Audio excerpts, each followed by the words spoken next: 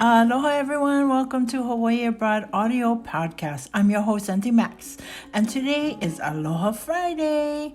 It's the day of the week where you can sit back, relax, and listen as I interview former residents of Hawaii as they share their journey of relocating elsewhere and living abroad.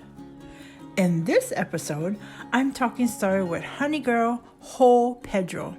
She's a native Hawaiian, also known as Kanaka Maoli. She's from the island of Oahu, from the Ahupua'a of Hakipuʻu. I've known Honey Girl and her family for many years. In fact, at one time we used to work together at Hakipuʻu Learning Center. It's a Hawaiian charter school in Kaneohe on Oahu. And she did some awesome things working with our students there. For the whole time that I've known her, she's always been very athletic, very active, going out and doing things. She loves her skateboard. I would always see her with a skateboard. And she's just a very active person. Her family is very strong in the culture. In fact, her family is founders of the Hawaiian Charter School. Also, they are very strong with food service. Their food is to die for. I'm telling you, Hawaiian food that they make. In fact, one of her uncles, Uncle Kealoha, was one of the cooks that was on the Hokulea, the canoe from Hawaii that went around the world. The whole family is just awesome people, and I'm so honored that she agreed to share her story because now she lives abroad. She lives on the mainland, but I want her to tell you about that journey because it's a really interesting story. So with that, let's get to it and let's talk story. Aloha, honey girl. Thank you for being here. Aloha, Auntie. Mahalo for having me here. Okay, so why don't we get started? If you can at least introduce yourself and share where you came from, and also a little bit of, or as much as you want about your journey on relocating away from Hawaii. Okay. Aloha e kako o honey girl ka iulani ke ala Hoe-Pedro ko uinoa noho au I Oahu o Ahupua'a o Hakipuʻu. And so I first left the islands for school purposes. I went to University of Oregon in Eugene, Oregon. And then it was just a series of back and forth. I went to college, then my grandpa got sick, so I went back home. And then I worked at home for a bit. Just like trial and error, just like following, like pretty much always pursuing like what I was passionate about.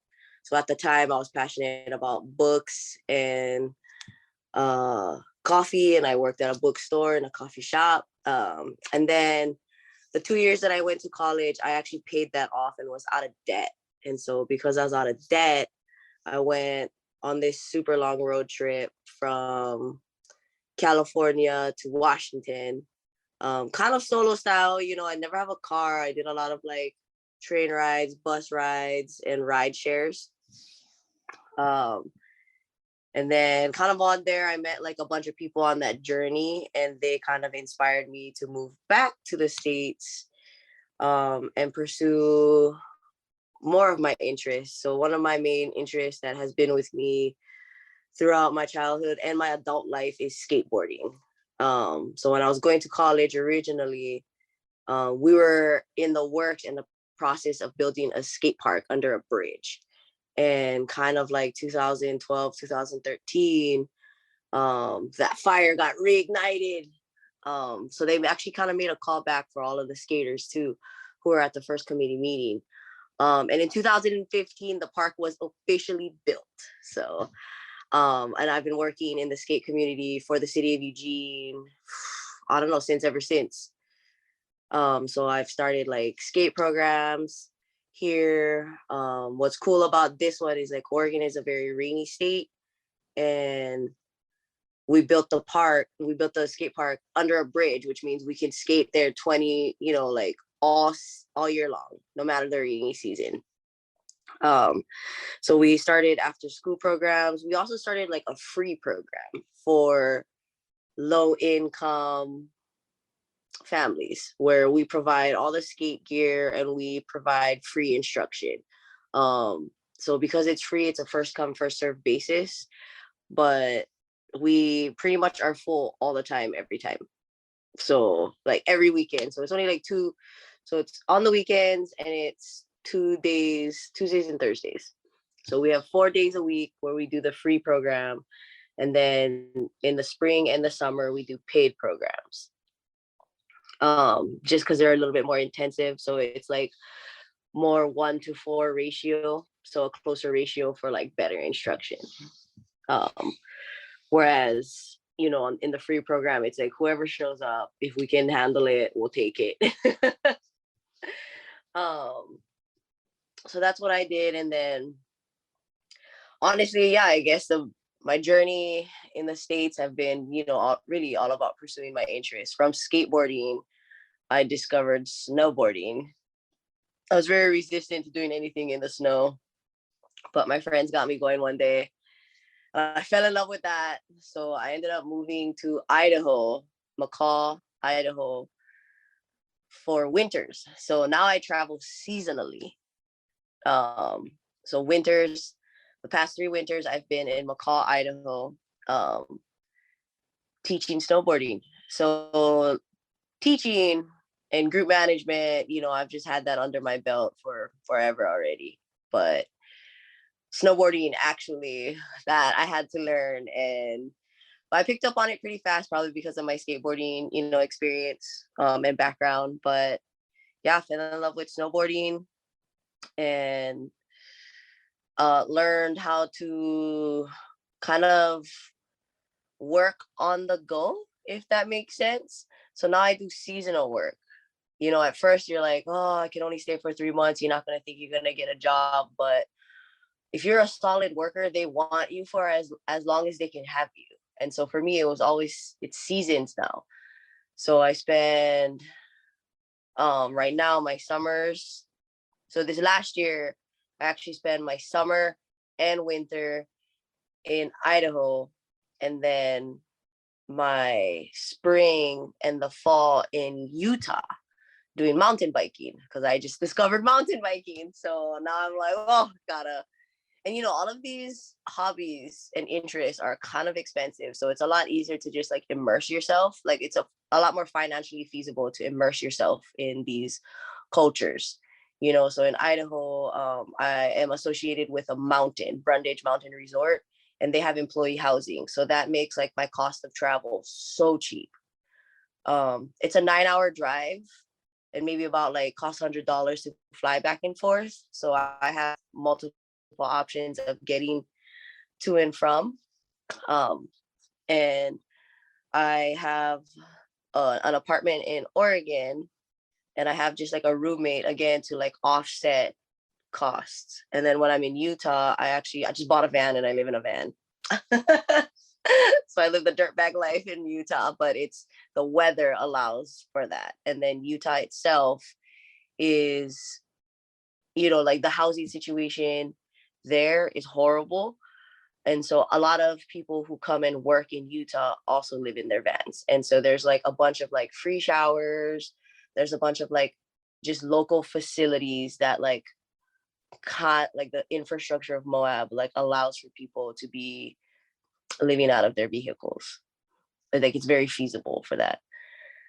They offer like ways to like clean your vehicles, like free air everywhere you go, every gas station, free water refills, super cheap showers. So they just have facilities there. So basically, How do you find those facilities? What has worked for me the best is word of mouth. So once I get to a location, I just ask questions. You just like, okay, like you go to your local 7-Eleven, because it's like, okay, get high traffic, get people who go there all the time, locals and passersby, right? So you can ask your local 7-Eleven. In Utah, there's the library. Always find your local library, dude. Local libraries always have bulletin boards with like information for everybody. And honestly, at the local library, it says like locations for free showers, locations where you can take a shower, locations where there's free public Wi-Fi. So yeah, check out your local library. It's like full of resources. Also your local bookstore. Bookstores and libraries are always going to have information for the public. Wow, that's really good to know, because I don't know, I'm sure you've seen me and Uncle, we go on a lot of road trips, but we always got to do our research before we go, but checking out the local libraries, that's a great idea. Yep, local libraries, and then local coffee shops. So like you got to think about what in this area produces high traffic where you can ask questions. And then also bars. So libraries, bookstores, coffee shops, and bars, always hubs of information, especially like, especially in the night scene, people like once they are, have a few drinks in them, they are more willing to talk, because, you go to the coffee shop, people, they're kind of busy, they're occupied, they got to get their coffee in them, maybe that's not the greatest time, but unless you're going for like 5 days in a row and you see the same 5 people, then, you create a familiar space, so they're more willing to talk. But anytime you just show up to a new spot, you hit the local bar, you buy people a few drinks, it just information just flows. You're like, what's a cool local hike that I can go on? Like, what's there to do here? And then so these areas that I have traveled in particular are high tourist industry areas. And so a lot of the locals actually like doors open. It's crazy. People are just like, how long are you in town for? It's like, yeah, I'm just passing through for a week. They're like, okay, if you need a place to stay for a night, my door's open. Take my number. So honestly, I've just like, I just miss Aloha and Vala'au with everybody and anybody. And that is where most of my doors have been open, and like where I've chosen to go. Like that's how I chose to like go to these states. Like, finding McCall, Idaho, I was asking some friends in Oregon, like, okay, I want to be better at snowboarding. What should I do? And they said, you should work at a mountain, but not a big corporate mountain. You should work at like a small locals only mountain. And so I looked around, and then my dad, them actually lived in Idaho for a little bit. So, and my brother was actually working at a resort. So I called him and I was like, hey, what's up with your resort? Like, is it a big mountain? He's like, no, it's a small mountain. And I was like, is there jobs for me there? Can I like live with you for a season? So, I got a job right away. I was actually the cook for the daycare. So, always really sticking to my roots, right? Cooking was always in the family. That is true. That is true. Yeah. Kids was always in the family. Teaching was always in the that's family. your ohana. Honestly, these 3 different things have gotten me so far in life, I feel. So it's like, I can cook, for 100 kids, easy, regular that. I know. For those of you listening, Honey Girl comes from an awesome family that feeds communities. So great, you keep up with your skills and feed the rest of the community somewhere else. Yep. And and honestly taking the same ethics too, like cooking from scratch. Like, I mean, it wasn't Hawaiian food, so it was like different kind of stuff I had to learn. But I was like kneading dough for making like DIY pizzas or calzones. Like I was like full on cooking from scratch, different food, and for like a different group of people. But I always diversified the menu to make sure that it was like healthy for the sport, because these kids are also skiing as well. They're on the mountain too. We're putting these kids through extreme situations. So, food is key. And, not just like making any kind of food, like there's some like making food that these kids will actually eat, that they're not just going to look at and like put on the side and we just get plenty leftovers. So that was also like something that the company had valued in me. COVID shut that down, so I no longer have that job. But I started teaching snowboarding, I was able to like take that first year and like develop my skills. And then and what's cool about working through the mountain was that they started just certifying me. So through the mountain, I got my level 1 PSIAA certification. So I'm actually like a professional snowboard instructor, Cool. certified, and I can go all over the United States and international with the certification. Cool. Because I Yeah, know you've always had a skateboard everywhere you went in Hawaii, and now you're doing snowboarding. That is awesome. So I know. I cool. just have Cool. so many boards. So for snow, for concrete. Um, yeah, and then so for the 3 winters, you kind of see people who are very similar to you, because so I met a few friends in the winter who I only see in the winter because they have like a life elsewhere, right? And they come from all over. Like there's a bunch. One of my best friends now, he comes from Florida, and I come from Hawaii, and this is our first year snowboarding, and we're just like, yeah, just decided we wanted to snowboard. So like just the two of us from tropical places both wanting to do a snow sport. We just thought it was super funny, and we really bonded over it. So he goes back to his people's when it's not winter season. I go back to doing what I do when it's not winter season. And so in the spring he was going to Moab, Utah, and that's how I ended up in Moab, Utah. He's just like, yeah, there's a lot of money to be made over there, so you never know, right, what I'm chasing. But so in Utah I was chasing the money, right? I wanted there's some projects that I want to start up, so I need like capital for that. So what I've learned is that working in tourist towns doing service industry, big money to be made, fast money to be made. So I was working as a bartender in Utah, and I was working at a bike shop, right? Again, it's like, okay, my first 5 days there, I was like going to the coffee shops, hitting the library, hitting the bars, and they're like, what is there to do in Utah? And it's like, okay, mountain biking. I was like, cool, got a job at a bike shop. Because for the benefits, right, you get employee purchases, you get basically 25 to 50% off of gear. And part of it too was I can rent bikes for free. So like, okay, for me who was like unskilled and I don't have my own bike, that's just the cheapest way to start, right? So I was able to ride like $5,000 bikes for free, basically once a week. And so that's kind of where I started riding bikes. So that's a new hobby of mine. And then through working at the bike shop, you meet other people who are passionate about bikes. You share your story, and they're just like, oh, I have a bike for sale. So I was able to buy like a $3,000 bike for $1,000. You know what I mean? So it's really just, Wow. yep. So really just like talking story has gotten me so far. And then just being genuine and passionate about what I'm doing too. It's like, oh, I love it. I went on 3 bike rides, but I don't have my own bike yet. And they're just like, the more you tell that story to people, they're just like, oh, I like help you out in your passions. Like when you're passionate about something and you share that with other people, they like want to help you fulfill your dreams.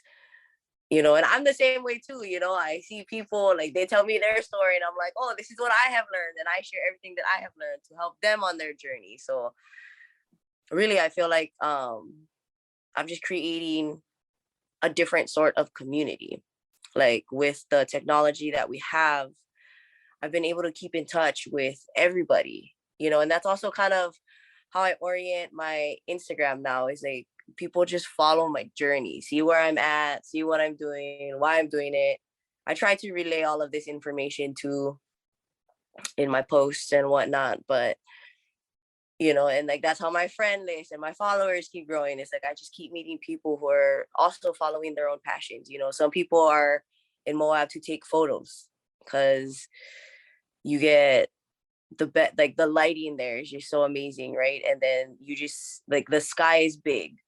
Like when you don't have like a bunch of mountains reaching the sky, like you can just see plenty sky. You know, you're just like, wow, that's a lot of sky. You know, like for me, that's like how I feel about the ocean. Like, wow, it's plenty ocean. You know, it looks endless. Like that's crazy.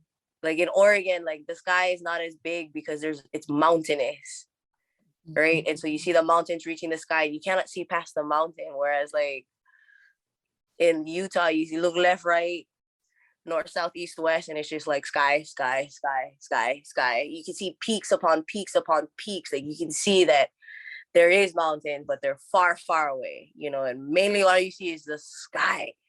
So that's also like a passion of mine is like Earth, you know, exploring Earth and what we as humans can do with it.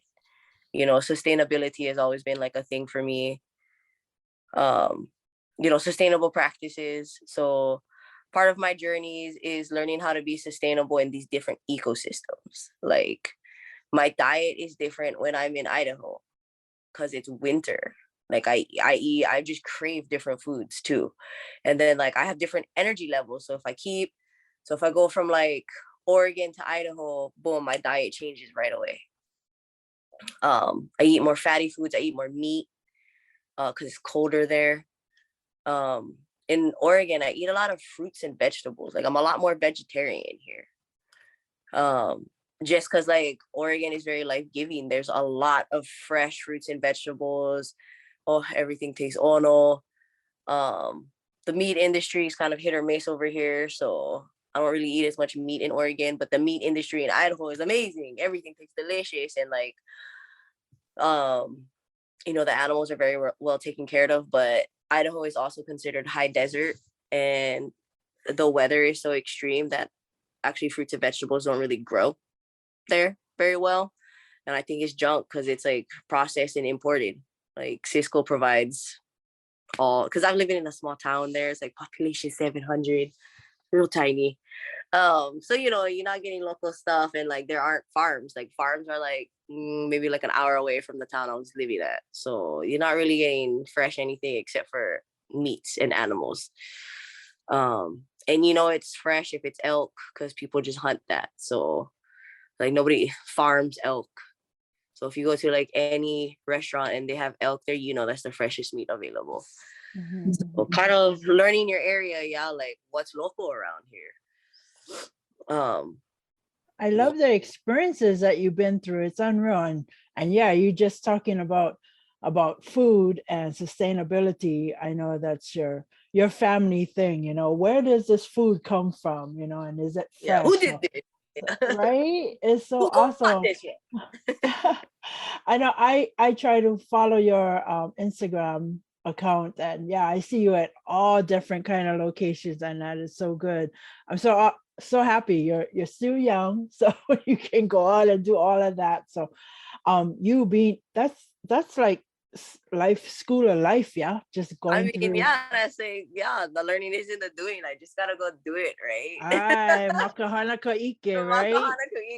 So like Yeah, my roots have just stayed with me everywhere I go. that is awesome, And I know awesome. that one of your questions was like, is there any practices, like Hawaiian practices that I still do in the States? I feel like my way of life is very makahana ka ike and very Hawaiian in ethic. Um, you know, I always like make sure in all that I do, like I live aloha and have like come from like a standpoint of aloha.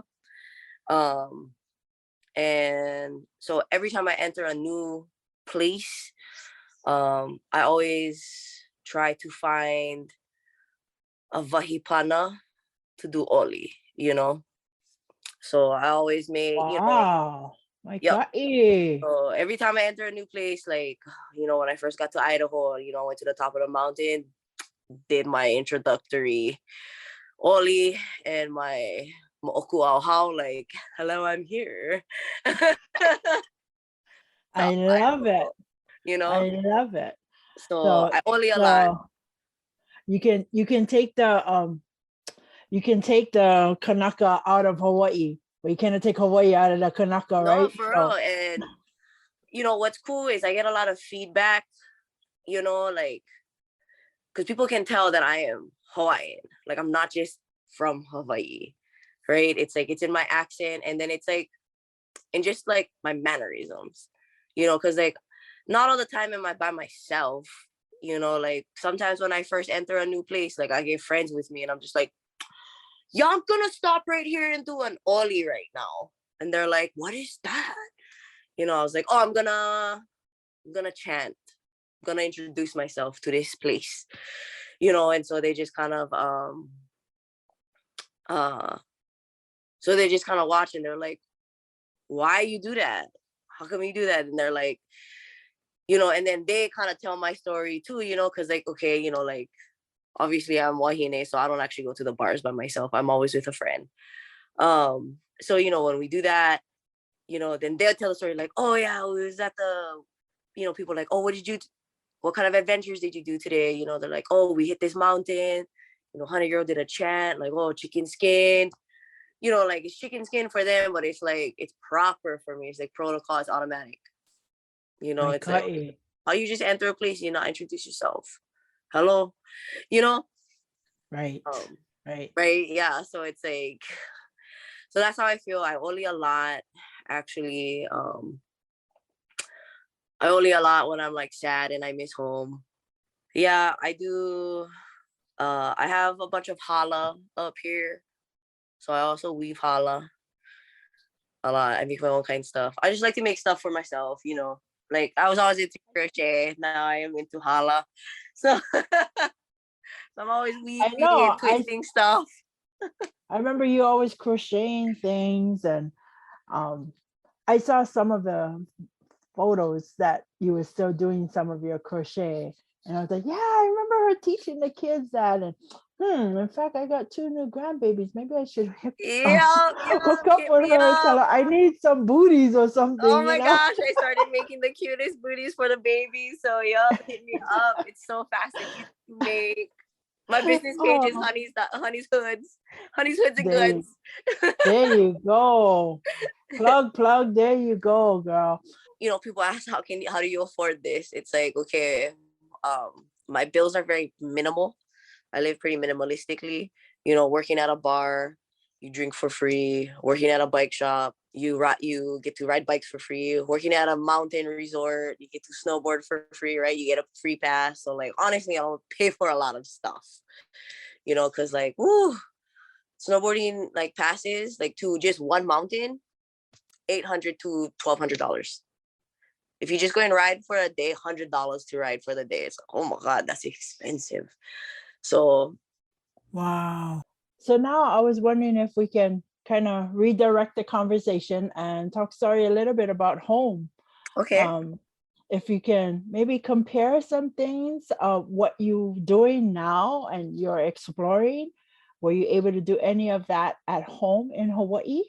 And at what kind of degree? Um, kind of. So I guess home is, I don't know, home is like the heart, right? It's very sacred to me. And so basically we were taught in life to like respect the land. So I don't actually know how to do that at home. Like say for example, the only place we can go snowboarding at home is on Mauna Kea. But a part of Right. me doesn't want to do that because Mauna Kea is a sacred mountain. You know what I mean? Um, Exactly. Yeah. so the way it's just changing the way that you live depending on where you are living. So like I just do different stuff at home. Like surfing. Surfing is like same, right? As like what I do in the States. Like because it's ocean related, right? Like you look at what that area can provide for you. And so if I'm pursuing like joy and life interest, then surfing is the way, snorkeling, diving, right? Going deep, like going even deeper in the ocean, right? Go like, testing your limits, like how long can I hold my breath? How deep can I go? How big of a wave can I surf? How big of a fish can I catch? How much fish I can catch? Where I can catch fish? How's my tronet skills, right? So it's like, these are things that I'm always measuring against myself, and like, me, I'm allergic to seafood, so I can only throw the net one time after it's been washed. So, so, I don't get to do a lot of it, but yeah, these are things that's just what home is. And then also too, um, the balance that I have found is like I don't necessarily need to do stuff when I'm at home. Home is like where my family is. So a lot of it's just time spent with Ohana, right? Because then I'm gallivanting the rest of the year. So I do go home a lot actually. And especially lately, I'm making enough money to where I can afford to go back and forth now. That was like something that was a dream of mine where I was able to afford to go back and forth as often as I can. So now actually I go home for like every 3 to 4 months, maximum every 6 months. And I'm able to stay for 2 weeks or like 10 days to a month each time. So I caught you. I caught yeah. you. So I mean, yeah, there was like some years where like I never go home and all it was just phone calls. But that's Yeah. just like me being young and like building myself and like learning what I want to do, and like figuring out how to like manage my finances. But Yeah. now I'm in a position where I figured it out and I'm able to like make going home for me very feasible.